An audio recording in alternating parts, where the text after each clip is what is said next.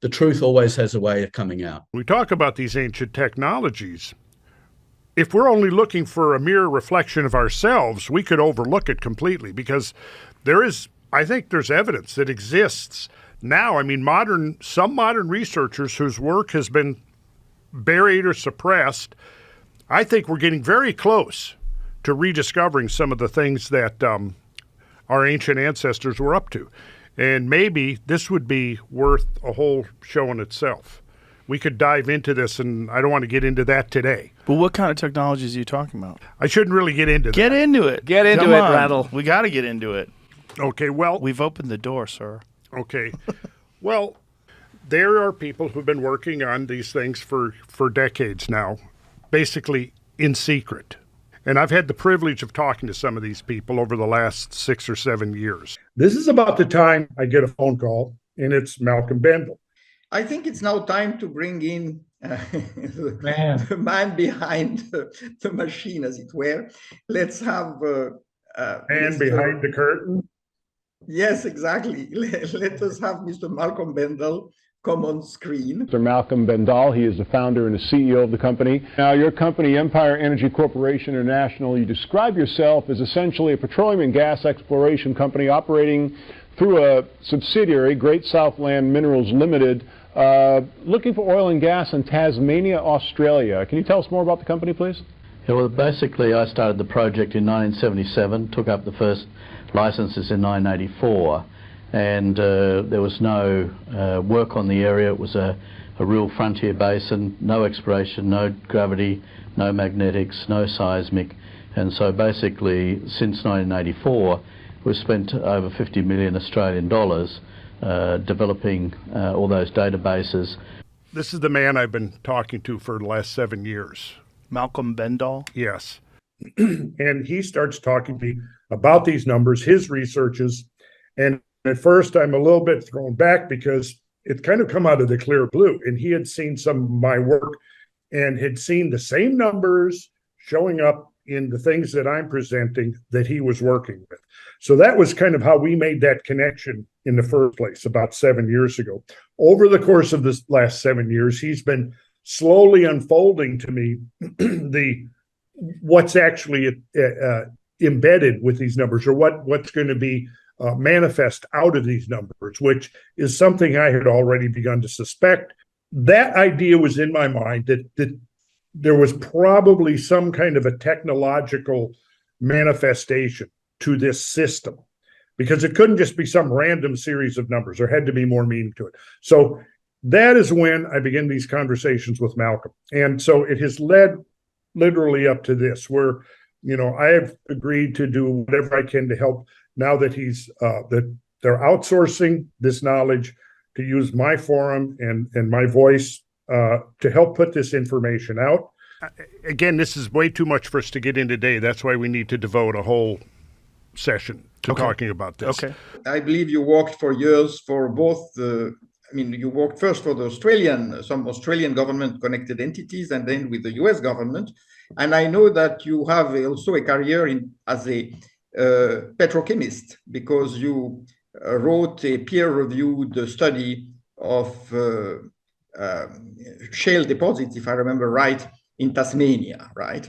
And so you do have experience in very conventional technological and industrial areas, which is a factor of comfort and reassurance. But this was the inspiration. His work was suppressed. A lot of his patents were taken, sealed up by the U.S. government for whatever reason. I don't know. But this is some of the stuff that's now being developed using his ideas, plus some of the others. Only because I've already sort of established the basic vocabulary. I'm still grasping the principles and the details of it. It's going to be some time before it's going to take me at least more than a few weeks to understand 50 years of Malcolm's research, but I'm giving it my best effort. And again, I don't want to get into it today, but here's an example of what they're doing. This is a generator that has no moving parts. It's all based on geometry, pure geometry. Mm-hmm. And here's the basic idea, as I think I understand it at this point. resonance frequencies. Everything vibrates. Have you ever, like if we had an electric razor, we plugged it in, turned it on, set it on this table, bzz, it's going to move around, isn't it? You ever seen that? Yeah. That's the beginning of the concept because it's vibrating. Everything vibrates at a frequency, and if you know that frequency, you can control things. And I think that's the basic idea of what we're looking at here. And it's all based upon the ancient numbers. And they're developing technologies right now, and they have been. I was recently contacted and given the go-ahead that I could talk. I've been sitting on this for 7 years without talking about it because they asked me not to talk about it until they had their patents in place and their licensing. That's all happened since last summer. So we're now free to talk about it. So that's what I'm saying. I think it would be a good idea to get me back on here. We can look at it. I'm going to lay this on Graham so he can look at it too, because I really want to get Graham's feedback on this. I mean, would it be fair to say that there's an element of a rediscovery of a Yes. lost technology from the past? I think it would be fair to say that, yes. Yeah. And so through this technology, they're able to move stones or cut stones or all the above? All the above. And even transport them? But you know, the videos I think we shared, there's videos on the celluloid with a cranking camera showing the Tibetan monks chanting blocks of rock in the air. People may not know, but I had two great mentors. One of them was a Christian pastor, and another one was a Buddhist, it was a Jan going, the same thing, but a Tibetan monk. And that's where I was trained for 10 years, from 16 to 26, in those philosophies and in the concentration of power. Whoa, Yes. what is all this? Well, this is the model, and this is diagramming all the frequencies of the elements and what their vibrational frequencies are and the numbers that measure those frequencies. And they're all the numbers we get from looking at these ancient traditions that recur over and over and over again, that I've been talking about in my sacred geometry classes for decades without knowing what the final result was going to be. This inventor who's working with this small group contacted me, and this is what he told me. He said, you built the foundation. He said, you laid the foundation with your work on ancient geometry, and I built a house on top of it. And that's why I've rewritten maths, chemistry, physics. That's what he said. Nice. So for 7 years, he's been supplying me with all the information. I have copies of all the patents. I have videos of the testing of the prototypes.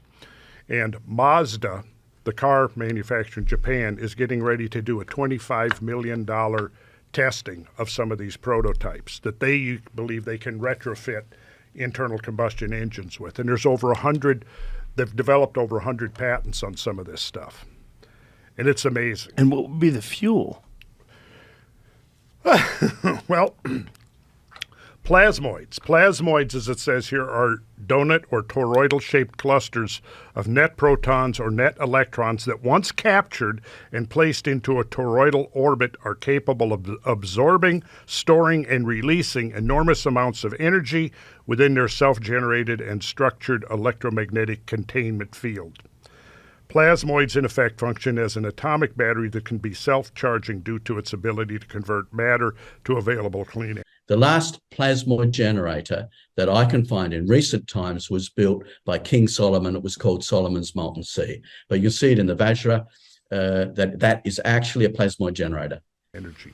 So it's a lot to get into, and I think it would take us kind of off what we're here to talk about. But today, at least what's promising is that there is some, at least, research or understanding. And it's actually quite mature at this point. And in order to avoid the kinds of fate that befell Tesla and Reich, Robert Oppenheimer, Victor Schauberger, and so many others that were working in these fields, all kind of converging on this same insight.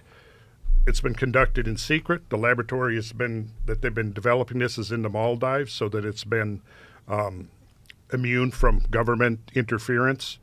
And now I think it's about ready to go the next. And what is the motivation of the suppressing of this information? there are huge corporations that have very large investments in a particular path of technology, which is ours. Right. And for somebody to come up with a whole new path of technology, it's very threatening to them. And much better from their point of view to suppress it, or if they can't suppress it, to kind of buy it and hide it, and keep things on the track that they're on now. I would say that's the motive. And maybe for people that are curious about this and maybe even skeptical, consider the massive change that nuclear power provided us. Whereas before the 1940s, this was unheard of. Yeah. This even the concept of it. And all of a sudden now we have nuclear power, nuclear weapons, the most profound power known to man currently.